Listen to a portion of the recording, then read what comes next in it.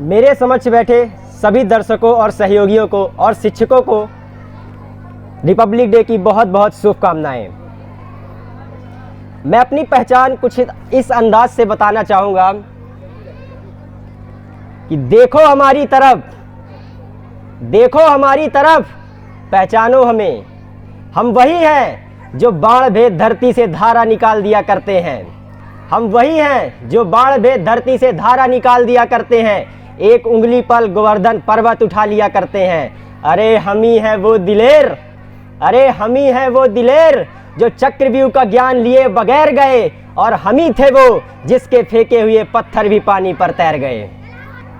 हम मारना भी जानते हैं और बचाना भी, हम मारना भी जानते हैं और बचाना भी। हमने दुश्मनों के लिए फाइटर जेट बनाई, संगीन बनाई, और जब दुनिया की सांस छूटने लगी तो हम ही ने वैक्सीन बनाई और लिख दिया उस वैक्सीन पर सर्वे संतु निरामया, कि हे ईश्वर सिर्फ हम पर नहीं बल्कि सब पर करे दया।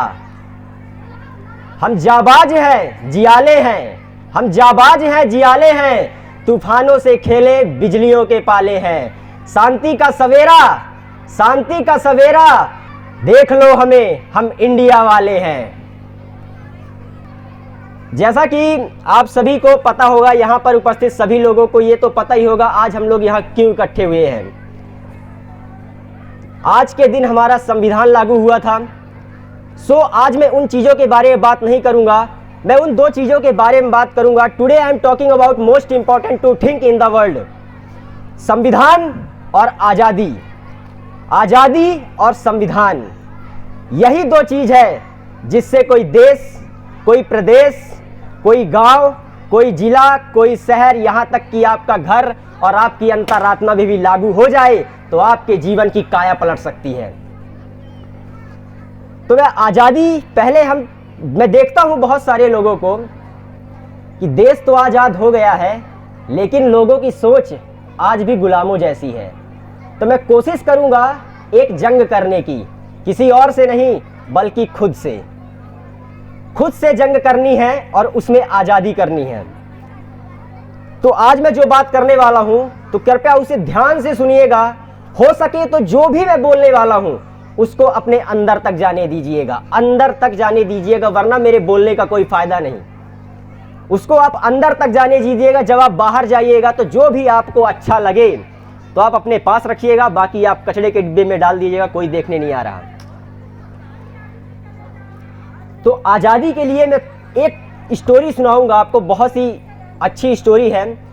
एक छोटा सा हाथी का बच्चा होता है, एक छोटा सा हाथी का बच्चा होता है, और जब वह बच्चे को सर्कस वाले पकड़ के ले जाते हैं तो उसको एक जंजीर से बांध देते हैं। जब उसको एक जंजीर से बांध देते हैं तो ऐसा नहीं है कि वो बच्चा कोशिश नहीं करता उस जंजीर को छुड़ाने की, बहुत कोशिश करता है, बहुत कोशिश करता है, जी जान लगा देता है उस जंजीर को तोड़ने में, लेकिन वह नहीं तोड़ पाता, वह नहीं तोड़ पाता उस जंजीर को। और धीरे धीरे जैसे ही समय बीतता चला जाता है तो वह एक बार कोशिश करता है, दो बार कोशिश करता है, लेकिन धीरे धीरे उसके अंतरात्मा में यह बैठ जाता है कि मैं इस जंजीर को नहीं तोड़ सकता।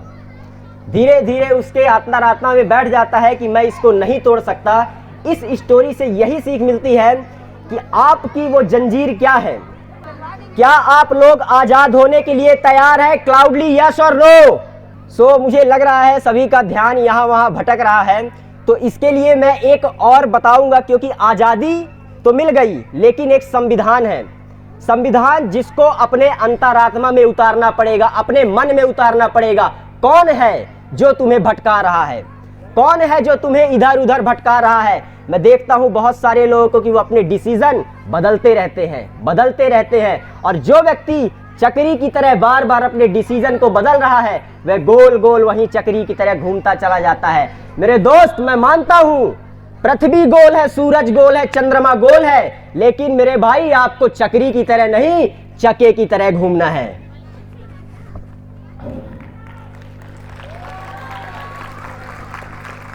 क्योंकि चक्री की तरह घूमने वाला इंसान वहीं वहीं घूमता रह जाता है, वह कहीं नहीं पहुंचता। लेकिन जो चक्के की तरह घूमता है वह आज नहीं तो कल अपनी मंजिल को जरूर प्राप्त करता है। इसलिए मेरे दोस्तों, हमें अपने जीवन में एक मकसद चाहिए, एक गोल चाहिए जिसके लिए हम प्रयास कर सकें। नंबर दूसरा जो है संविधान, उस संविधान को अपने अंतरात्मा में लागू करना है जिससे कि आपका मन आपके कंट्रोल में आ जाए। भगवत गीता के 6वें अध्याय के 35वें श्लोक में श्री कृष्ण ने कहा है, असंशयम महाबाहो दुर्निग्रहम चलम अभ्यासेनु तो कौन्ते वैराग्येण च गहते। कि अर्जुन जब कृष्ण से पूछता है कि हम अपने मन को भटकने से कैसे रोकें, तब श्री कृष्ण जी जवाब देते हैं कि अगर आपका मन भटक रहा है तो आप अपने जीवन में एक मकसद को तय करो, एक ऐसा मकसद जिसके लिए तुम अपने जीवन को एक पटरी पर रख सको, एक ऐसा मकसद। और फिर उसके लिए आप लगातार अभ्यास करते जाओ, लगातार अभ्यास करते जाओ। आई डोंट नो कि आपको पता है कि नहीं पता है, अमेजॉन जंगल की, अमेजॉन शॉपिंग ऐप नहीं, अमेजॉन जंगल की एक नदी है, बहुत बड़ी नदी। पता है वो कैसे तैयार हुई है? क्या आप लोग को पता है? एवरीवन, किसी को भी? वो एक एक बूंद से तैयार हुई है, एक एक बूंद से तैयार हुई है। और वह 8 सेकंड में, सदियों से 8 सेकंड में एक बूंद गिरता है टप, दूसरा बूंद गिरता है टप, तीसरा बूंद गिरता है टप, और सदियों से ये लगातार जब गिरता चला आ रहा है तो वह नदी का रूप ले लेती है। ठीक इसी तरह अगर आप अभ्यास करते चले जाते हो अपने मकसद के लिए, तो आज नहीं तो कल आप अपने मंजिल को जरूर पाओगे। अब जब अर्जुन पूछता है अपने श्री कृष्ण से कि हे कृष्ण, अगर अभ्यास से ही तुमको जाना जा सकता है, अगर अभ्यास से ही तुमको पाया जा सकता है, अगर अभ्यास से ही मंजिल पाई जा सकती है, तो वैराग्य की क्या जरूरत है? वैराग्य की क्या जरूरत है? तब श्री कृष्ण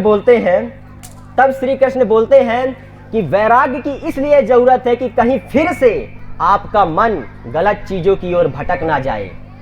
जिस दिन आपकी अंतरात्मा यह जान लोगे कि क्या लेकर आए थे, क्या लेकर जाओगे, जो पाया यहीं से पाया, जो खोया यहीं पर खोया, क्यों व्यर्थ चिंता करते हो?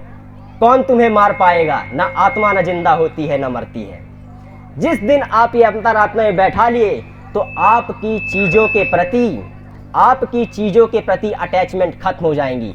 जो अभी आपको लोगों की दौलत, लोगों की सुंदरता, लोगों का पैसा, लोगों का गाड़ी, लोगों का बंगला आपको अट्रैक्ट करती हैं, आपको खींचती हैं, जिस दिन ये आपको खींचना बंद कर देंगी, उस दिन आप आजाद हो जाओगे।